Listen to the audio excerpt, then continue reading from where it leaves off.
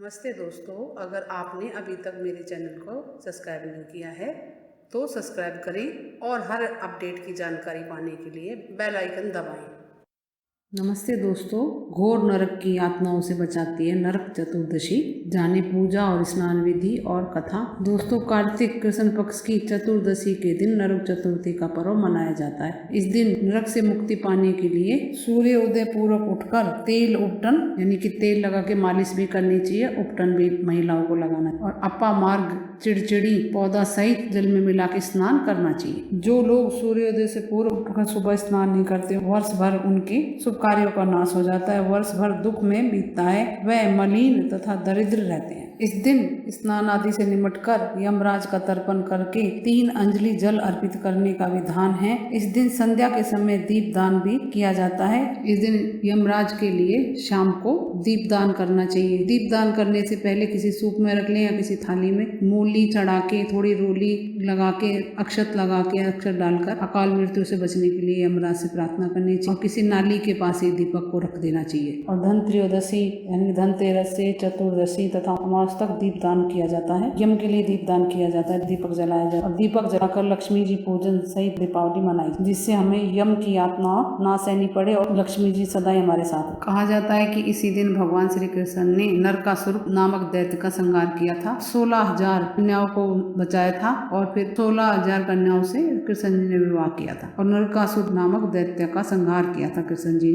इसके अलावा दोस्तों, इस दिन भगवान श्री कृष्ण की पूजा करें, मंदिर में करें या अपने घर में करें, भगवान कृष्ण की पूजा जरूर करें। इस दिन उनको पंचामृत से स्नान कराएं, फिर शुद्ध जल से स्नान कराएं, वस्त्र पहनाएं, सुंदर से उनको पवित्र पहनाएं, चंदन से तिलक लगाएं, अक्षत चढ़ाएं, इत्र लगाएं, उनका श्रृंगार करें, बांसुरी चढ़ाएं, उनको मोर मुकुट लगाएं, पुष्प माला पहनाएं, पुष्प भी चढ़ाएं, ऋतु फल चढ़ाएं, नैवेद्य चढ़ाएं, धूप दीप दिखाएं, आरती करें, प्रदक्षिणा करें, क्षमा प्रार्थना मांगे उनसे। सभी संकट परेशानियों को दूर करने के लिए भगवान श्री कृष्ण से प्रार्थना करें, प्रसाद वितरण करें, क्योंकि आज ही के दिन भगवान श्री कृष्ण ने नरकासुर का संहार किया था। इस दिन भगवान श्री कृष्ण की पूजा करने से नरक की घोर यातनाओं से छुटकारा मिल जाता है, इसलिए भगवान श्री कृष्ण की पूजा इस दिन जरूर करें। नरक चतुर्दशी की कथा। प्राचीन समय में रंती देव नामक राजा थे। वह पहले जन्म में धर्मात्मा दानी थे। उसी पूर्व कृत कर्मों से इस जन्म में भी राजा ने अपार दान आदि देकर सत्कार्य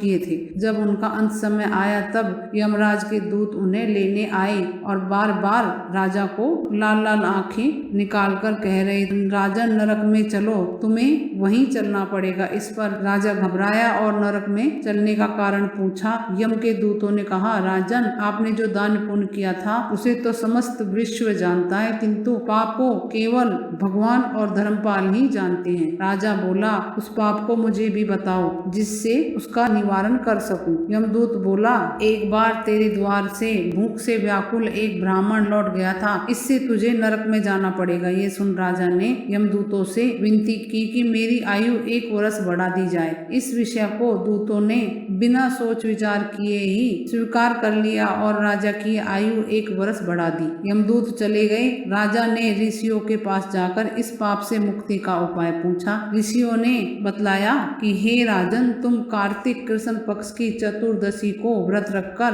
भगवान कृष्ण का पूजन करना, ब्राह्मणों को भोजन करवाना तथा दान देकर सब अपराध सुनाकर क्षमा मांगना, तब तुम पाप मुक्त हो जाओगे। और कार्तिक कृष्ण पक्ष की चतुर्दशी आने पर राजा ने विधि पूर्वक व्रत रखा, भगवान कृष्ण का पूजन किया, ब्राह्मणों को भोजन कराया, दान दक्षिणा दी और अपना अपराध सुनाया और क्षमा याचना की और नियम पूर्वक व्रत रखा। उसकी पूजा व्रत से भगवान कृष्ण प्रसन्न हुए और अंत में विष्णु लोक को गया, बैकुंठ का वास मिला उसे। तो दोस्तों, घोर नरक से बचने के लिए नरक चतुर्दशी की कथा जरूर सुने और कुछ पूछना कमेंट्स करके पूछे। मेरे चैनल को लाइक करें, सब्सक्राइब करें, शेयर करें। नमस्ते दोस्तों।